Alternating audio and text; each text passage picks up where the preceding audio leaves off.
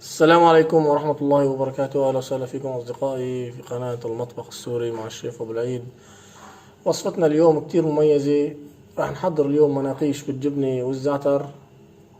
راح نحضرها بأسهل طريقة وأبسط طريقة بدون فرن. راح نحضرها بالمقلاة.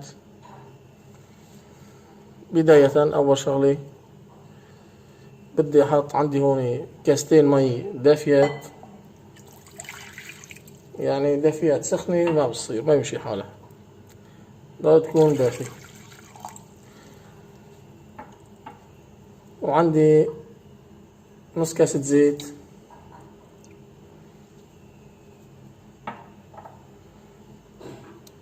ومعلقة سكر،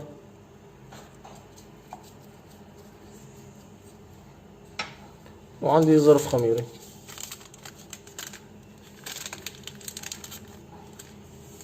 طبعا خميري فورية عندي.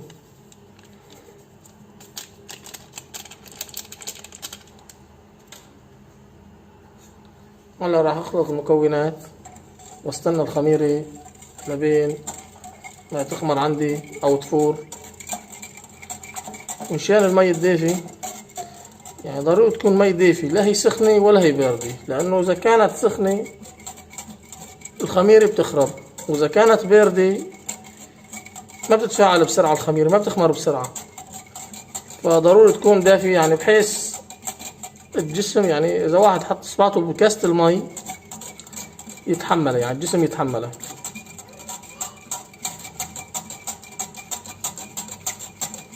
هلا بعد ما خلطت المكونات راح اضيف الخميرة لبين ما تخمر معي، ونبلش مرحلة العجن. هلا بعد ما خمرت الخميرة معي، تأكدت انه الخميرة شغالة، راح احط الطحين.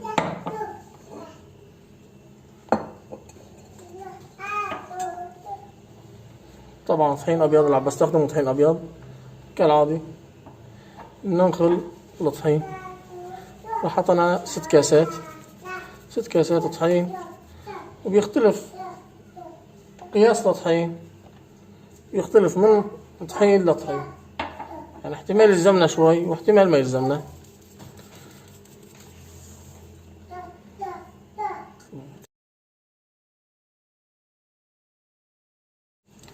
هلا راح احط لطحين رشة ملح، افضي المكونات فوق الطحين.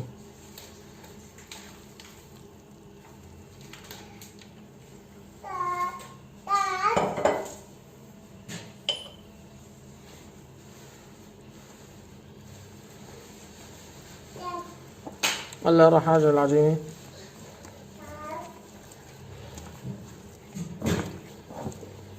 لازم نضل نعجن العجينة بحدود 10 دقائق مشان تطلع معنا عجينة طرية وهشة. لازم نضل نعجنها مدة لا تقل عن 10 دقائق،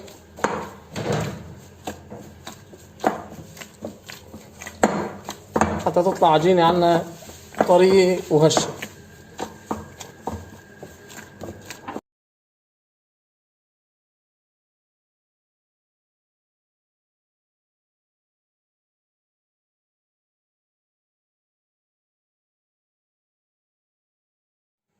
هلا بعد ما عجنت العجين لمدة 10 دقائق راح احطهم بالزبدية وعيفهم لبين ما يخمروا.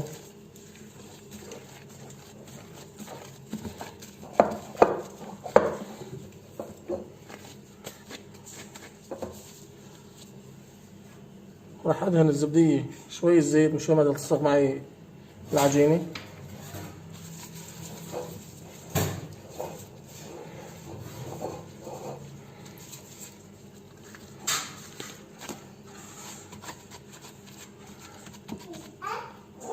وعيشها لمدة ساعة كاملة لبين ما تخمر. وراح اغطيها انا فوطة، بما انه دينا شوب راح عيفها لمدة ساعة كاملة. وهلا راح نحضر الجبنة والزعتر لبين ما تخمر معنا العجينة. انا عندي هون زعتر بني، هي المفروض للمناقيش زعتر اخضر، بس زعتر اخضر انا حاليا ما هو متوفر عندي، راح احط الزعتر بني، فراح احط له شوية زيت زيتون طبعا،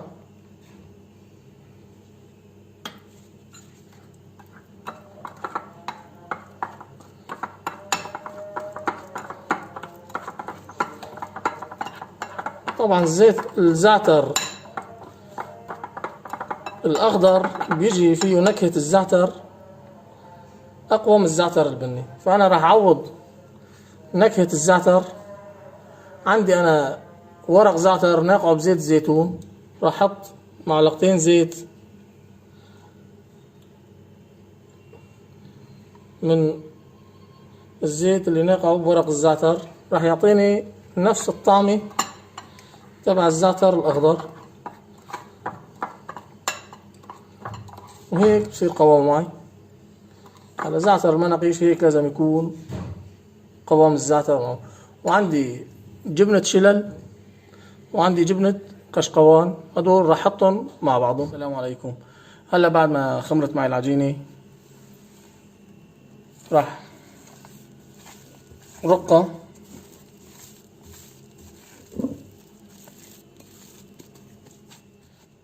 لاحظوا معي كيف صار قوام العجينة، كيف طرية وعم بتلزق. هيك لازم يكون قوام العجينة.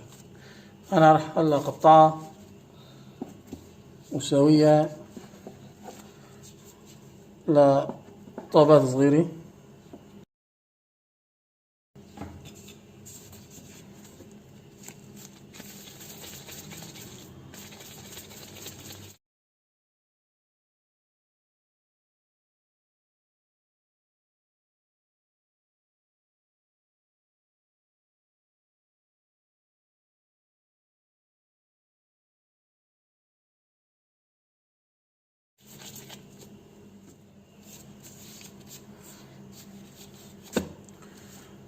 هلا بحاول افرد العجينة بيدي، بدهنها شوي زيت،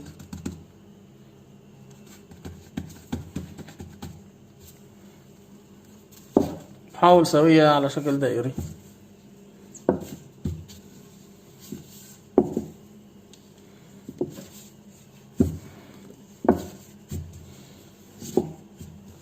وتحاولوا انتوا تساووا الحجم على قد المقلاية اللي عندكم،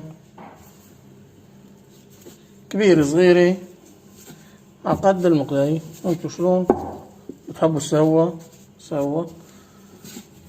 وعجينة المناقيش لازم تكون رقيقة ما هي سميكة. شوفوا كيف صار السمك معي، يعني ما هي سميكة مشان تصير معنا طرية. برشلها رشة طحين مشان ما تلتصق معي.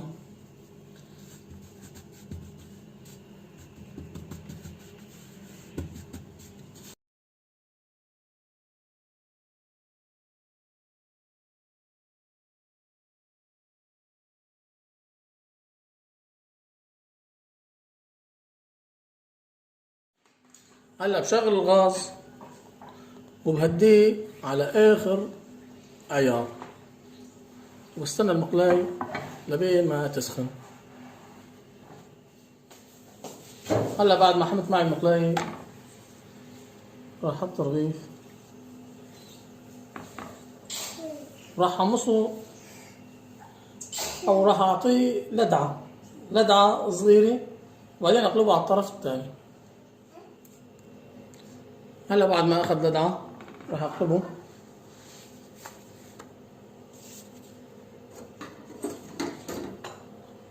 وراح احط له زعتر.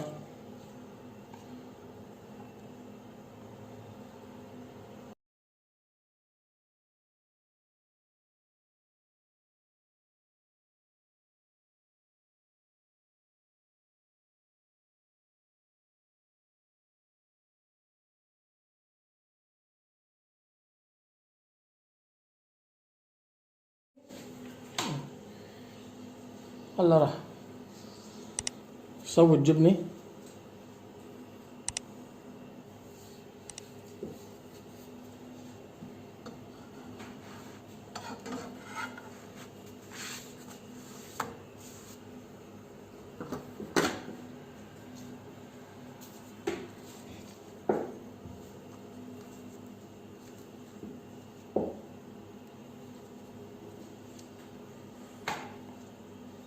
بالنسبة للجبنة، الجبنة ما في داعي ناكل هم إنه شلون بدها تدوب معنا أو شلون بدنا نحمر لها الوجه، لأنه نحن ما عم نسوي بيتزا. أول شي حطيت جبنة الشلال، هلا راح أحط جبنة القشطوان فوقها.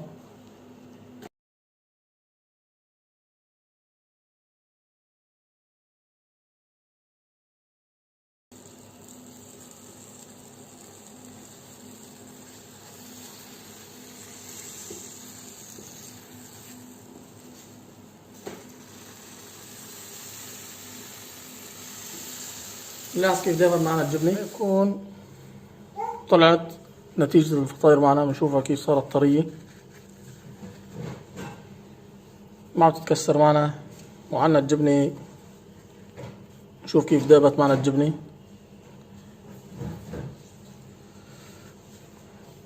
وبتمنى إذا عجبكم الفيديو تشتركوا بالقناة وتفعلوا جرس الإشعارات. والسلام عليكم ورحمة الله وبركاته.